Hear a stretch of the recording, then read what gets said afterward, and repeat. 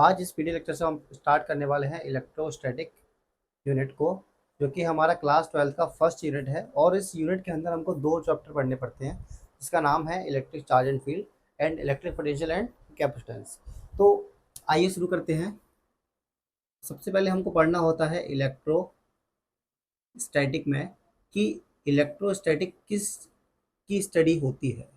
तो मैं जैसे बोलूँ कि चार्ज पार्टिकल का मतलब होता है कि इलेक्ट्रॉन या प्रोटॉन। आपने 11th क्लास में पढ़ा होगा कि न्यूक्लियस जो होता है एटम के सेंटर में, उसके सराउंडिंग में इलेक्ट्रॉन्स रिवॉल्व होते हैं और न्यूक्लियस के अंदर क्या प्रेजेंट होता है, प्रोटॉन प्रेजेंट होते हैं। तो प्रोटॉन्स और electrons they both are charge particles. तो अगर हम बात करें इलेक्ट्रोस्टैटिक की, तो it is the study of charge particle. It is what? It is the study of charge particle at rest. जब भी कोई हमारा चार्ज पार्टिकल रेस्ट पे है तो उसकी स्टडी को हम क्या बोलते हैं, क्या बोलेंगे कि वो क्या है, हमारा इलेक्ट्रोस्टैटिक है। इसका मतलब क्या हुआ कि electrostatic is the study of charge particle at rest. बात समझे कि अगर मैं आपसे बोलूँ कि इलेक्ट्रोस्टैटिक क्या है, तो आप क्या बोलेंगे कि जब चार्ज पार्टिकल रेस्ट पर होंगे तो वो क्या होगा, हमारा इलेक्ट्रोस्टैटिक यूनिट होगी। और इस इलेक्ट्रोस्टैटिक यूनिट के अंदर हमको दो चैप्टर्स पढ़ने पड़ते हैं इसकी स्टडी के लिए। तो पहला कौन सा है हमारा, electric charge and field. Electric charge and field. और दूसरा कौन सा है हमारा, इलेक्ट्रोस्टैटिक पोटेंशियल या इलेक्ट्रिक पोटेंशियल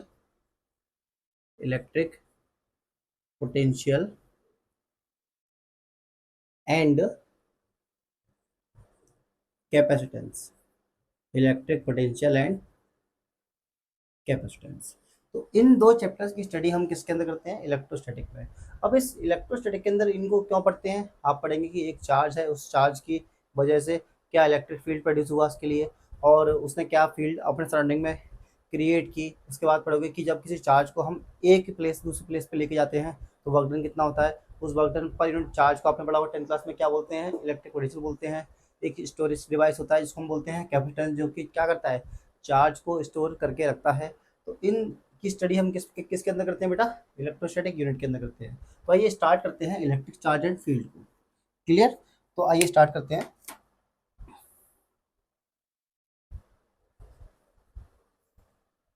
देखिए, मैं स्टार्ट करने वाला हूँ इलेक्ट्रिक चार्ज एंड फील्ड। उससे पहले हम इसमें क्या पढ़ते हैं कि what is electric charge. Electric charge क्या होता है। तो मैं अगर इस यूनिट के बारे में अगर आपसे बात करूँ कि what is electric charge and field, तो इसके अंदर जो सबसे पहला पार्ट हमारा आता है वो क्या आता है कि इलेक्ट्रिक चार्ज क्या होता है। इलेक्ट्रिक चार्ज क्या होता है, electric charge and field. Electric charge and field. तो इसके अंदर सबसे पहले जो टॉपिक आता है हमारा वो क्या आता है, what is electric charge. What is electric charge. Electric charge क्या होता है। तो आइए स्टार्ट करते हैं इलेक्ट्रिक चार्ज के बारे में जानने से पहले। हम सब लोग को पता है कि मैटर हमारा सॉलिड, लिक्विड, गैस तीन स्टेट में पाया जाता है। तो कोई कैसा भी मैटर हो, बट हम बात करें यहाँ पर किसी मैटर की, तो एक बेसिक मैटर का जो सबसे बेसिक पार्ट होता है वो क्या होता है, एटम। तो एटम की बात करें तो मैटर का जो सबसे बेसिक पार्ट होता है या यूनिट होती है उसको हम बोलते हैं एटम। अब आप लोगों ने कई बार पढ़ा हुआ या सुना हुआ, 11th क्लास की केमिस्ट्री में पढ़ा था कि एटम के अंदर क्या होता है बेटा, न्यूक्लियस सेंटर में होता है, और उसके अंदर क्या होते हैं, प्रोटॉन्स और neutrons. But neutrons are not charge particle, but protons are charge particle. और उसके न्यूक्लियस के सराउंडिंग में कौन कौन घूमते हैं, डिफरेंट ऑर्बिट्स में कौन घूमता है, इलेक्ट्रॉन्स। आपने देखा होगा ऑर्बिट्स कौन कौन घूमते हैं बेटा, डिफरेंट डिफरेंट ऑर्बिट्स में कौन घूमता है, इलेक्ट्रॉन। तो इलेक्ट्रॉन हमारे क्या होते हैं, रिवॉल्व करते हैं। जैसे कि देखिए, मैं यहाँ पर एक छोटा सा न्यूक्लियस बनाया प्लस, अब इसके सराउंडिंग में इलेक्ट्रॉन रिवॉल्व हो रहे हैं। इसके सराउंडिंग में क्या हो रहे हैं, इलेक्ट्रॉन रिवॉल्व हो रहे हैं। तो ये किसी एटम का स्ट्रक्चर बना के दिखाया मैंने। बीच में क्या है बेटा, न्यूक्लियस, जिसके अंदर प्रोटॉन्स होंगे और इसके डिफरेंट डिफरेंट ऑर्बिट्स में इलेक्ट्रॉन रिवॉल्व हो रहे होंगे। तो अगर हम बात करें कि नंबर ऑफ एटम्स के और नंबर ऑफ प्रोटॉन्स की, तो जितने नंबर ऑफ इलेक्ट्रॉन्स होते हैं सराउंडिंग में और उतने ही नंबर ऑफ क्या होते हैं हमारे प्रोटॉन्स। तो मैं बोलूँ कि number of protons equal to number of electrons, तब जाके ये हमारा न्यूक्लियस क्या होगा बेटा, स्टेबल होगा, या फिर ये जो हमारा एटम वो क्या होगा, स्टेबल। मतलब बोले तो ये न्यूट्रल होगा। इसका मतलब क्या होता है, न्यूट्रल। न्यूट्रल का मतलब कि इलेक्ट्रिकली ये क्या है, पूरा न्यूट्रल है। बात समझे। तो अगर मैं कहीं से या किसी मेथड के जरिए कि इसके इलेक्ट्रॉन्स को एनर्जी दूं और इलेक्ट्रॉन क्या कर लूँ, बाहर लेके आ जाऊँ। मान लीजिए कि जो इसकी इलेक्ट्रॉन है उसको मैंने बाहर से कहीं से एनर्जी दी, या किसी भी मेथड्स के थ्रू इसको मैंने एनर्जी सप्लाई की, और इलेक्ट्रॉन एक्साइट होके बाहर आ जाएगा। तो अब इसका जो नंबर ऑफ प्रोटॉन है और जो नंबर ऑफ इलेक्ट्रॉन है वो अब बराबर नहीं रहेगा। अगर आपने एनर्जी दी, इलेक्ट्रॉन बाहर आया, इलेक्ट्रॉन क्या आया, बाहर आया, तो उस केस में number of proton is greater than number of electrons. इसका मतलब जो टोटल चार्ज है वो हमारा क्या आएगा, पॉजिटिव चार्ज आएगा किस पे, एटम पे। इसका मतलब क्या हुआ कि इलेक्ट्रॉन कम हो गए हैं और प्रोटॉन की क्वांटिटी क्या है, ज़्यादा। तो पॉजिटिव चार्ज आएगा किस पे, हमारा इलेक्ट्रॉन पे आ जाएगा, मतलब उसे एटम पे आ जाएगा। बात समझे। अगर इसने इलेक्ट्रॉन लूज किया है तो किसी दूसरे बॉडी के एटम ने क्या हुआ, क्या किया होगा, इलेक्ट्रॉन को गेन किया होगा। तो अगर उस केस में अगर हम बात करें तो नंबर ऑफ प्रोटॉन की क्वांटिटी कम होगी नंबर ऑफ इलेक्ट्रॉन से, होगी। नंबर ऑफ इलेक्ट्रॉन्स क्या होगी, प्रोटॉन की क्वांटिटी। जैसे ये एक एटम का न्यूक्लियस है, अब दूसरे एटम ने इसके इलेक्ट्रॉन को क्या किया होगा, एक्सेप्ट किया होगा। तो एक्सेप्ट किया, इसने लूज किया, उसने गेन किया, इसने लूज किया, उसने क्या किया, गेन किया। तो जितना इसने लूज किया उतना इसने क्या किया, गेन किया होगा। तो उस एटम पर, दूसरे एटम की अगर हम बात करें तो उस पर पॉजिटिव चार्ज कम हो जाएगा और नेगेटिव चार्ज क्या हो जाएगा, बढ़ जाएगा। तो उसने टोटल चार्ज अगर आप देखेंगे उस पर नेट चार्ज, तो क्या आएगा, नेगेटिव चार्ज आएगा। इसका मतलब क्या हुआ कि अगर कोई एटम अपना इलेक्ट्रॉन लूज करता है तो पॉजिटिव चार्ज आएगा उसके अंदर। अगर कोई दूसरा एटम, यहाँ पर तो मान लीजिए कोई दूसरा एटम होगा, जो उसका डिफरेंट डिफरेंट ऑर्बिट्स देख लेते हैं। तो अगर कोई एटम जो कि क्या है हमारा, इलेक्ट्रॉन गेन कर रहा है, तो उसका नेट चार्ज पे कैसा आ जाएगा, नेगेटिव चार्ज आ जाएगा। इसका मतलब क्या हुआ कि if a body loose electrons, it acquires positive charge करती है, और वाइस वर्सा। इसका मतलब क्या हुआ कि अगर किसी बॉडी ने इलेक्ट्रॉन्स को लूज किया है तो इट एक्वायर पॉजिटिव चार्ज, अगर किसी बॉडी ने इलेक्ट्रॉन को गेन किया है तो वो क्या करेगी, नेगेटिव चार्ज एक्वायर करेगी। तो यहाँ से अगर हम बात करें कि what is the definition of electric charge, तो मैं एक सिंपल सा डेफिनेशन लिखता हूँ, आपको समझ में आ जाएगा एक बार में ही। देखिएगा कि मैंने क्या लिखा यहाँ पर, कि जब किसी बॉडी पे या तो इलेक्ट्रॉन कम हो जाए या क्या हो जाए, इलेक्ट्रॉन बढ़ जाए, या क्या हो जाए, कम हो जाए या क्या हो जाए, बढ़ जाए। कि इफ इट इज, मैं अगर बोलूँ कि चार्ज क्या है, it is intrinsic property, it is intrinsic का मतलब ये हमारे मैटर का जो अंदर एटम है उनके इलेक्ट्रॉन प्रोटॉन है, उनकी वजह से क्या हो रहा है, हमारा इलेक्ट्रिक चार्ज बॉडी हो रही है, इलेक्ट्रिकल चार्ज हो रही है। तो मैं बोलूँ कि it is intrinsic property of electric of matter, sorry, of matter at which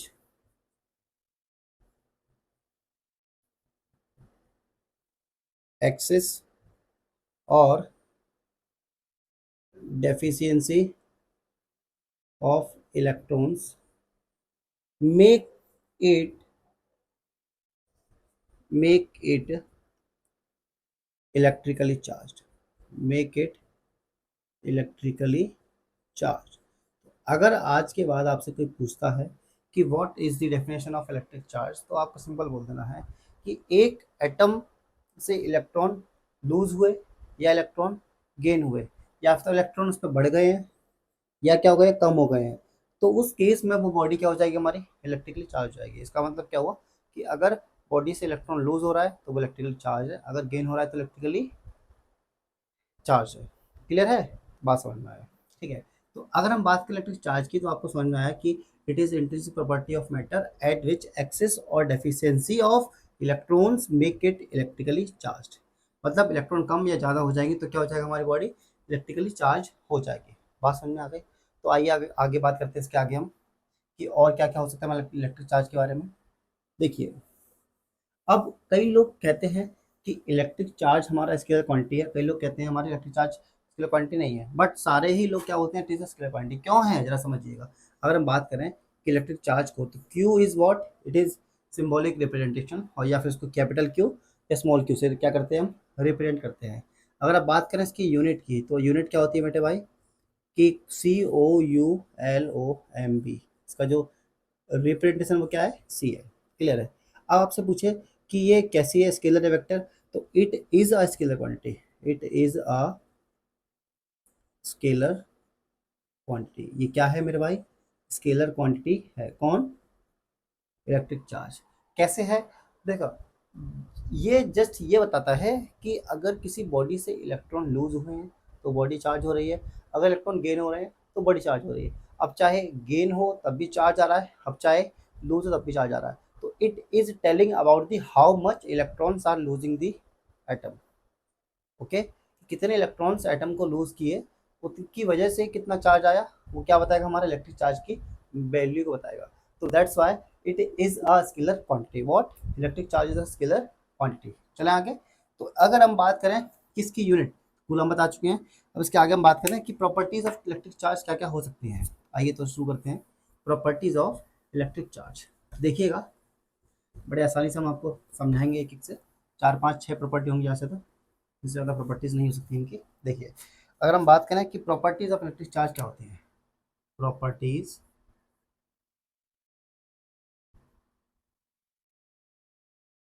of electric charge क्या क्या हो सकती है। तो सबसे पहली जो प्रॉपर्टी आती है वो सभी लोग आपने कहीं ना कहीं पढ़ा होगा स्कूल में या फिर कोचिंग्स में, आपने पढ़ा होगा कि charge is of additive nature. Charge is of additive nature. Charge कैसा होता है हमारा, एडिटिव नेचर का होता है। इसका मतलब क्या हुआ कि अगर किसी बॉडी पर चार्ज एक स्पेसिफिक लोकेशंस पर ही क्या है, दे रखा है। मान लीजिए कि ये एक बॉडी है, इस बॉडी पे, इस पॉइंट पे, इस पॉइंट पे, इस पॉइंट पे, इस पॉइंट पे क्या दे रखा है हमने, चार्ज दे रखा है, चार्ज सप्लाई किया है। मान लीजिए ये पॉइंट को हमने चार्ज दिया है +2 कूलम चार्ज, इसको सप्लाई किया है +2 कूलम चार्ज, इसको सप्लाई किया है प्लस का 2 कूलम चार्ज को सप्लाई किया है, माइनस का 6 कूलम चार्ज, ऐसा कुछ सप्लाई किया है। तो अगर हमसे बोले कि इस पूरी बॉडी पर नेट चार्ज कितना होगा या फिर टोटल चार्ज कितना है, टोटल चार्ज कितना है, या फिर बोलते नेट चार्ज, तो कितना आएगा, +2 + 2 + 2 -6, दैट इज 0। तो टोटल चार्ज पे कितना है बेटा, 0 कूलम चार्ज है। बात समझे। तो अगर बॉडी पे स्पेसिफिक लोकेशन पे अगर हम देखें, किसी पर्टिकुलर पॉइंट पे देखें कि चार्ज इतना इतना गिवन है, अगर हम बात करें पूरी बॉडी पे कितना चार्ज है, तो सभी चार्ज को क्या करना है, हमको सिर्फ और सिर्फ ऐड कर देना है with their sign. That's why +2 + 2 + 2 और -6, that contribute you what, 0 coulomb charge. Clear है। This is the first property of charge, charge is of additive nature. Clear है। सेकेंड प्रॉपर्टी जो आती है हमारी, वो ये क्या आती है कि charge is always associated with mass, या फिर हम बोले कि charge is always associated associated या associates with mass। हमेशा मास होगा तो चार्ज होगा, अगर मास नहीं तो चार्ज नहीं। इसका मतलब क्या हुआ कि आप देखिए कि चार्ज जो है वो डिपेंड करता है, डिपेंड्स ऑन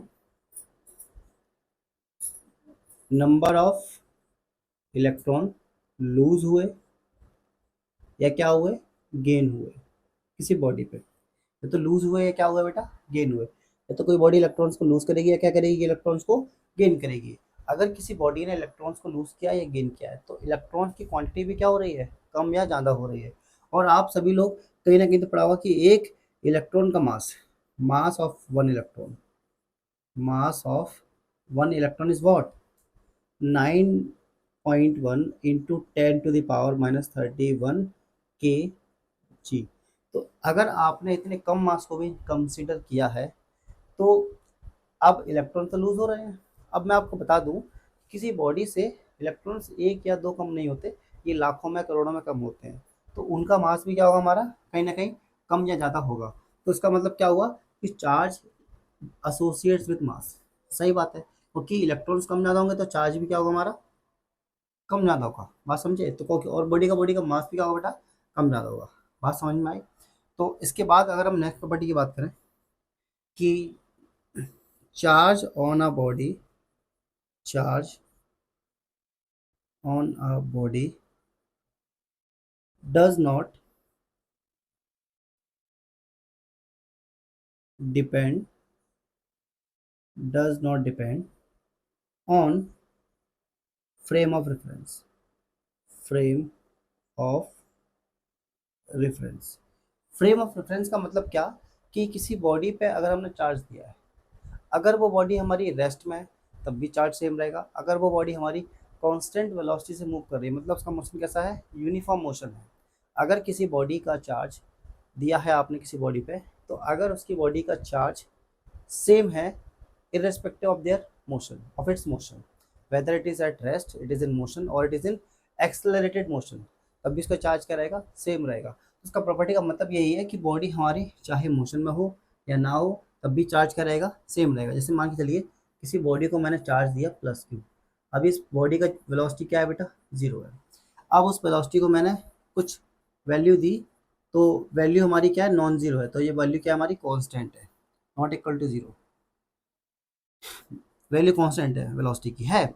अगर मैं उसी बॉडी को क्या करूं, फिर से एक्सेलरेट कर दूं, मतलब velocity is not constant, velocity भी क्या है, not constant, but the value of charge is not changing, but the value of charge is not changing. It means that the charge on a body does not depend on frame of reference. मतलब frame of reference चाहे rest पर हो, चाहे motion में हो या फिर accelerated motion में हो, it's value it's value does not change. किसकी, इलेक्ट्रिक चार्ज। तो बात समझ में आई?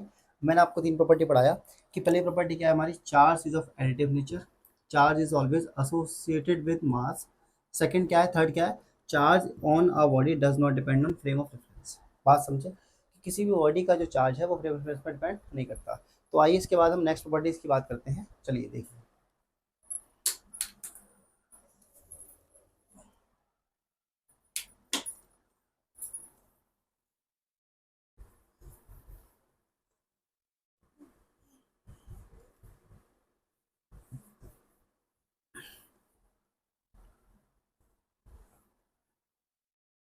जैसे हमने बोला था कि थर्ड प्रॉपर्टी में चार्ज हमारा वेलोसिटी पर डिपेंड नहीं करता, लेकिन अगर हम बात करें मास की, कैसे, किसी बॉडी का मास क्या वेलोसिटी पर डिपेंड करता है, अब्सोल्युटली करता है। कैसे, M equal to M naught, कहीं ना कहीं आपने ये इक्वेशन कहीं ना कहीं तो पढ़ी होगी, one minus V square upon C square, where V is velocity of object, velocity of object, और C is what, speed of light, speed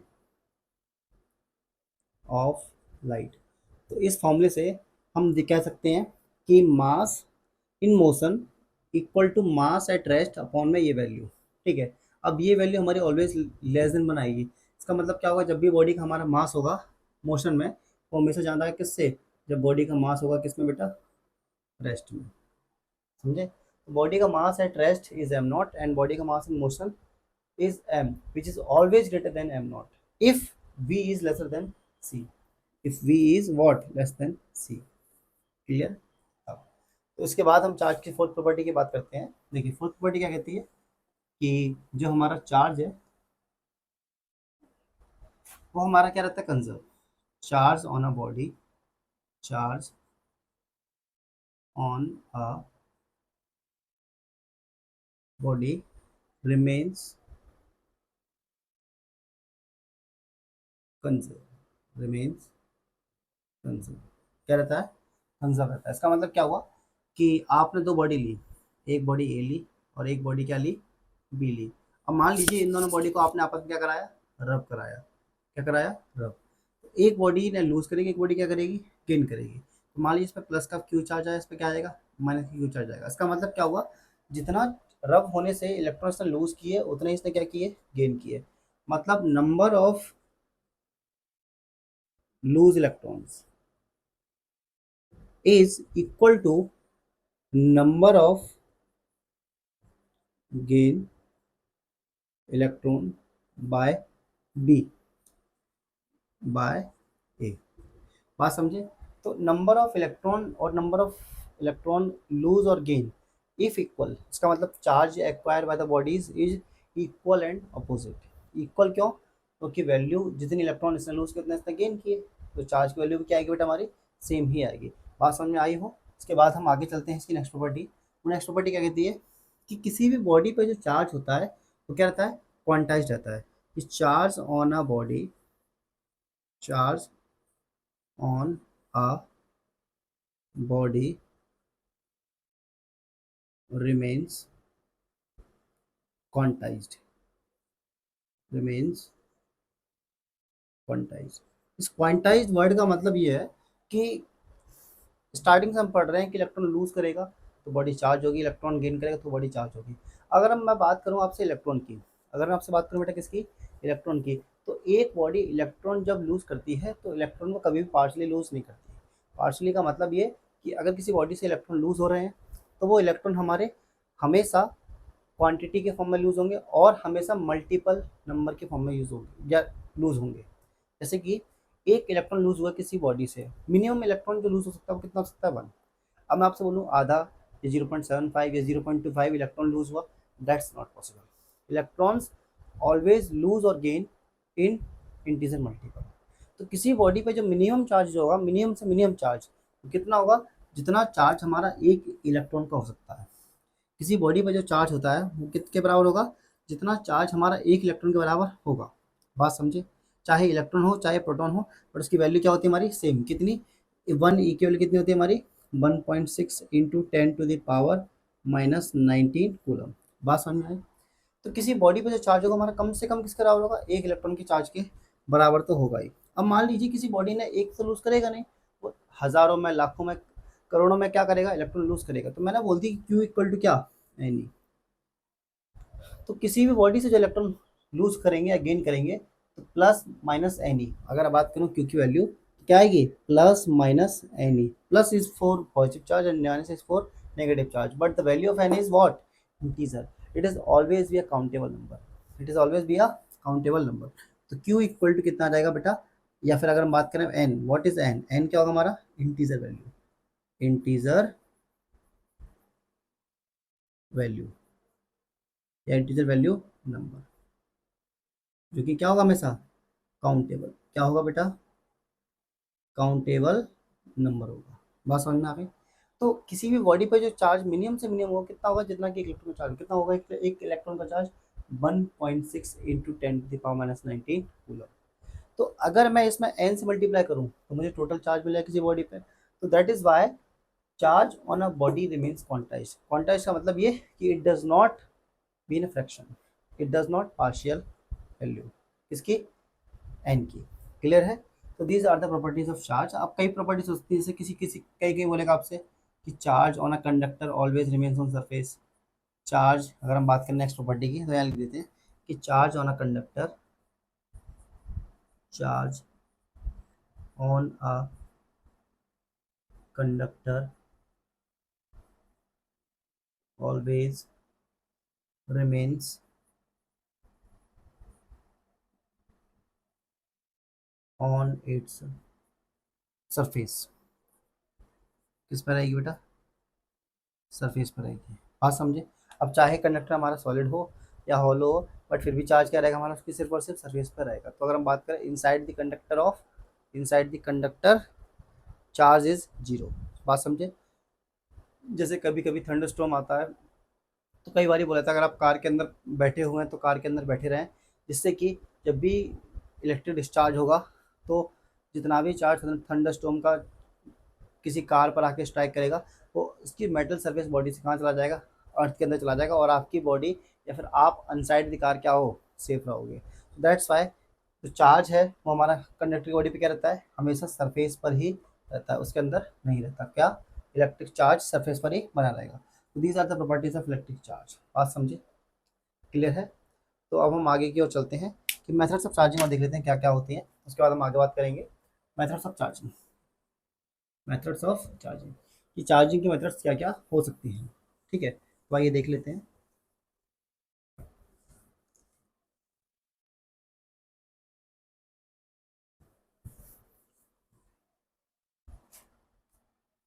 methods of charging, methods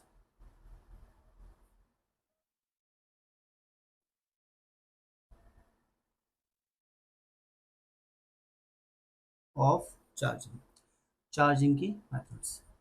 पहला जो मेथड्स है वो क्या होता है बेटा हमारा, फ्रिक्शन चार्जिंग। क्या होती है, फ्रिक्शन चार्जिंग। फ्रिक्शन चार्जिंग का मतलब कि आपके पास मान लीजिए दो सिलिंड्रिकल रॉड ले लो, एक सिलिंड्रिकल रॉड ले ली और एक सिलिंड्रिकल रॉड आपने ये ले ली, क्लियर है, ये दो, इसको मैंने बोला ए, इसको मैंने बोला बी। जब इन दोनों को आपस में क्या कराया आपने, रबिंग कराई। क्या कराया बेटा, रबिंग कराई। तो रब कराओगे तो बॉडीज़ को, और जनरली हम जो मेथड्स ऑफ चार्जिंग की बात करेंगे तो वो बॉडीज़ हम हमें से कैसी लेंगे बेटा, इंसुलेटिंग बॉडीज़ लेंगे। कैसी लेंगे, insulating bodies, because insulating body पे जो चार्ज है वो लॉन्ग टाइम तक क्या रहता है, स्टे करता है। पर अगर हम बात करें कंडक्टर की तो वो हमारे हाथ के थ्रू या किसी भी मेटल से कॉन्टेक्ट होने के बाद उसका पूरा चार्ज क्या हो जाएगा, डिस्चार्ज हो जाएगा। तो जनरली हम बात करते हैं इसकी इंसुलेटर्स की। अब इन दोनों बॉडी को मैं अगर रब कराऊँ तो एक बॉडी इलेक्ट्रॉन लूज करेगी तो उस पर चार्ज पॉजिटिव आ जाएगा, एक जो गेन करेगी उस पर चार्ज कैसा आ जाएगा, निगेटिव आ जाएगा। तो बट जो चार्ज आएगा वो कैसा आएगा, इक्वल एंड अपोजिट चार्ज आएगा। मतलब अगर हम बात करें चार्ज की तो कैसा आएगा वो, इक्वल एंड अपोजिट। कैसे चार्ज आएगा बेटा, इक्वल एंड अपोजिट चार्ज आएगा। कैसा आएगा बेटा, इक्वल एंड अपोजिट चार्ज आएगा। अगर हम बात करें नेचर की तो इक्वल एंड अपोजिट चार्ज आएगा। साथ ही साथ जो हमारी बॉडीज़ हैं, जो हमारी क्या है, बॉडीज़ हैं, उनकी वैल्यू का जो चार्ज होगा वो क्या आएगा, सेम आएगा, इक्वल एंड अपोजिट। क्लियर है। इसके बाद अगर हम बात करें सेकंड मेथड्स ऑफ चार्जिंग की, वो क्या हो सकती है, वो हमारी कंडक्शन चार्जिंग। क्या है, कंडक्शन चार्जिंग। कंडक्शन चार्जिंग, इसमें क्या होता है बेटा, एक बॉडी हमारी चार्ज होती है और एक बॉडी क्या होती है, अनचार्ज होती है। मान लीजिए कोई एक बॉडी ए है, इसको मैंने एक इंसुलेटिंग स्टैंड किस पर रखा बेटा, इंसुलेटिंग स्टैंड पर रखा, और इस बॉडी को मैंने क्या किया, चार्ज दिया। चार्ज दिया तो प्लस चार्ज दिया, प्लस का मतलब उस पर पॉजिटिव चार्ज क्या है, ज़्यादा, और नेगेटिव चार्ज क्या है, बहुत ही कम। इसका मतलब बॉडी क्या है हमारी, चार्ज है। अब इसको मैं एक दूसरी बॉडी जो कि अनचार्ज है, अनचार्ज का मतलब जितना प्लस होगा उस पर उतना क्या होगा बेटा, नेगेटिव चार्ज होगा।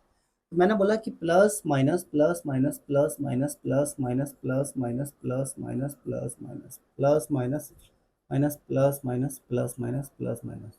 क्लियर है। या तो मैं दोनों बॉडी को टच करा दूं, अभी ये क्या है बेटा, हमारी अनचार्ज, लिख लो इधर अनचार्ज, और ये क्या है, हमारी चार्ज है।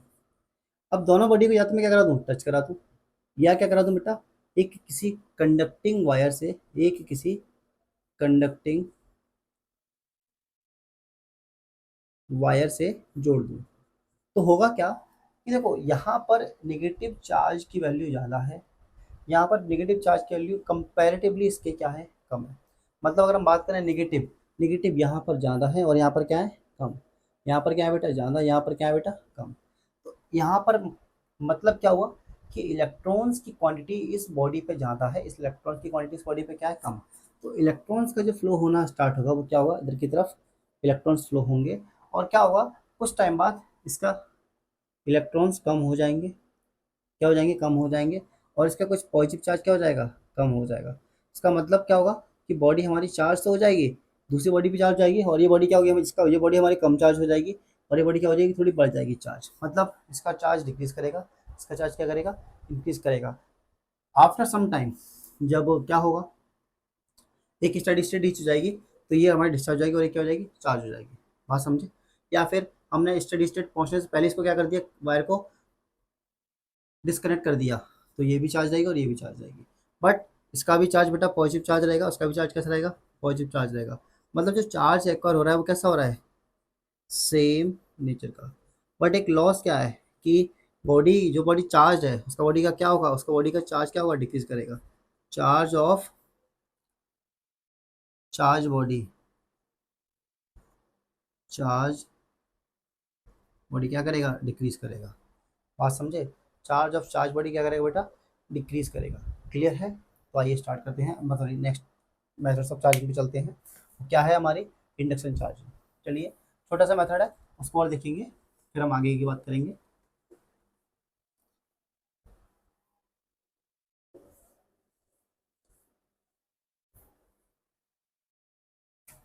देखिए थर्ड मेथड क्या है हमारी, induction charge. Induction charging, induction charging में क्या होता है कि एक बॉडी है जो कि चार्ज है, मान लीजिए पॉजिटिव चार्ज है, अभी इससे दूर कहीं पर एक अनचार्ज बॉडी है, मान लीजिए यहाँ पर कहीं हमारी एक अनचार्ज बॉडी है जो कि इंसुलेटिंग स्टैंड पर ये भी रखी हुई है। जितना इस पर प्लस होगा उतना माइनस, जितना प्लस उतना माइनस, जितना प्लस उतना माइनस, जितना प्लस उतना माइनस, जितना प्लस उतना माइनस, जितना प्लस उतना माइनस। क्लियर है। अब ये दूर है, अनचार्ज बॉडी है। अगर मैं दोनों बॉडी को टच ना कराते क्या लेके आया, पास लेके आया, पास लाया, एक बॉडी दूसरी बॉडी, ये पास ले आया, तो होगा क्या, अब आप लोग जानते हैं कि पॉजिटिव चार्ज पॉजिटिव को क्या कर देगा, रिपेल करेगा, और नेगेटिव चार्ज पॉजिटिव क्या करेगा, अट्रैक्ट करेगा। तो इसका पॉजिटिव चार्ज इसके नेगेटिव क्या करेगा, अपनी तरफ अट्रैक्ट करेगा, मतलब तो इसमें क्या होगा, चार्ज का रीडिस्ट्रीब्यूशन होगा, किसका बेटा, चार्ज का रीडिस्ट्रीब्यूशन, और नेगेटिव चार्ज का भी क्या होगा, रीडिस्ट्रीब्यूशन इस पर, और पॉजिटिव चार्ज का भी क्या होगा, रीडिस्ट्रीब्यूशन होगा, किस बॉडी पे, इस बॉडी पे। क्लियर है। तो एक टाइम बाद हमारा डिस्ट्रीब्यूशन हो जाएगा, रीडिस्ट्रीब्यूशन ऑफ चार्ज हो जाएगा, उसके बाद हमारा चार्ज किस बॉडीज पे क्या होगा, अब uniformly through out this sphere disperse नहीं है, बट ये एक सरफेस के अलॉन्ग क्या है, कलेक्टेड हो चुका है। तो जब ऐसा हो जाएगा उसके बाद हमको करना क्या है, इसमें अर्थिंग। अर्थिंग का मतलब होता है, अर्थिंग का मतलब क्या होता है कि जो पॉजिटिव चार्ज है उसके जस्ट सामने कौन सा है, नेगेटिव नेगेटिव चार्ज। अब उसके अपोजिट फेस पे कौन सा है, पॉजिटिव चार्ज, मतलब जो पॉजिटिव है उसका जस्ट ट्रिपल अपोजिट क्या होगा, हमारा पॉजिटिव चार्ज होगा, होगा लेकिन दूर साइड होगा। तो इस फेस पर देखिएगा, अर्थिंग करने से फायदा क्या हुआ कि इस फेस पे देखो, positive positive positive positive positive, मतलब यहाँ पर क्या है, इलेक्ट्रॉन लेस है। तो अर्थ क्या करेगी, यहाँ से इलेक्ट्रॉन भेजेगी, यहाँ से इलेक्ट्रॉन भेजेगी, और इन सभी को क्या कर देगी, न्यूट्रलाइज कर देगी, क्या कर देगी, न्यूट्रलाइज कर देगी। अब जैसे ही ये न्यूट्रल हो जाएगा तो इसको हम क्या कर देंगे, हटा देंगे, किसको, अर्थिंग को। और बाद में ये बॉडी बचेगी हमारी, वो कैसी बचेगी, positive positive positive positive positive, ये पहली बॉडी, और दूसरी बॉडी क्या है हमारी, निगेटिव वाली, negative negative negative negative negative, और ये क्या है हमारी दूसरी वाली। क्लियर है। अब जैसे ही अब जैसे ही इन दो बॉडी को मैं क्या किया, सेपरेट करूंगा, तो ये फिर से बॉडी पे क्या हो जाएगा, चार्ज फिर से थ्रू आउट द बॉडी क्या हो जाएगा, डिस्ट्रीब्यूट हो जाएगा, क्या हो जाएगा, थ्रू आउट द बॉडी का चार्ज डिस्ट्रीब्यूट हो जाएगा। इसका मतलब हमने विदाउट टचिंग ए बॉडी को बी बॉडी से क्या कर दिया, चार्ज कर दिया, बी बॉडी को ए बॉडी से क्या कर दिया, हमने चार्ज कर दिया। क्लियर है। अब यहाँ से फायदा क्या हुआ कि जो चार्ज है हमारी चार्ज बॉडी का, वो क्या रहा, कांस्टेंट। वो क्या रहा बेटा, कांस्टेंट, मतलब वो डिक्रीज नहीं किया। ठीक है। और बॉडी जो दूसरी बॉडी है वो अपोजिटली क्या हो गई है, चार्ज हो गई। बात समझे, इसका मतलब क्या हुआ, दो बॉडी ली, एक चार्ज थी एक अनचार्ज थी, जब दोनों को पास लाए तो चार्ज का क्या हुआ, रीडिस्ट्रीब्यूशन हुआ। उसके बाद इसका पॉजिटिव चार्ज इसके पॉजिटिव चार्ज क्या होगा, रिपेल करेगा तो दूर दूर दूर जाकर बैठ जाएगा। अब अर्थिंग करने से क्या हुआ कि इलेक्ट्रॉन्स अर्थ से आएंगे और पॉजिटिव चार्ज क्या करेंगे, न्यूट्रलाइज करेंगे, उसके बाद अर्थिंग हटा देंगे, तो ये कुछ अरेंजमेंट बचेगा। अब इसको हम क्या किए, सेपरेट कर दिए, क्या कर दिया बेटा, सेपरेट, सेपरेट किए तो ये दूर दूर हो गए, क्या हो गए, दूर दूर हो गए, मतलब ये क्या हो गए, फार अवे। अगर हम बोले तो क्या हो गए, ये फार अवे हो गए। इसका मतलब क्या हुआ कि बॉडी क्या होगी हमारी, अब रिपल्सन या अट्रैक्टिव फोर्स से इतना ज़्यादा इन्फ्लुएंस नहीं होगी, तो बॉडी का चार्ज क्या होगा, थ्रू आउट दी बॉडी पे शूट हो जाएगा। इसका मतलब क्या हुआ कि ए बॉडी ने तो चार्ज लूज नहीं किया, तो उस बॉडी का चार्ज कैसा है, हमारा कांस्टेंट है। और जिस बॉडी ने चार्ज हुई है वो कैसे हुई है, ए बॉडी के अपोजिटली क्या हुई है, चार्ज हुई है। बात समझे। तो these are the three types of methods of charging. इसको कई बार हम यूज़ करते हैं किसमें, क्वेश्चंस में, न्यूमेरिकल्स में। उसके बाद एक हमारा छोटा सा डिवाइस होता है, इसको आपने नाम सुना होगा, इलेक्ट्रोस्कोप या गोल्ड लीफ अपैरेटस या गोल्ड लीफ इलेक्ट्रोस्कोप। ठीक है। तो वो क्या है, वो जस्ट ये बताता है, आइए मैं बता देता हूँ आपको।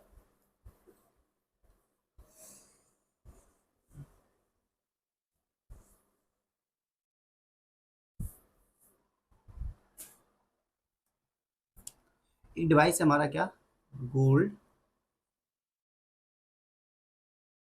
लीफ अपैरेटस, जो कि डिटेक्ट करता है एंड चार्ज का जो नेचर है, चार्ज का जो detect and nature of charge क्या करता है, हमको ये बताता है। क्या? Gold leaf apparatus। मान लीजिए एक मेटल नॉब लिया, इसके साथ आपने दो गोल्ड लीफ जोड़ दिए।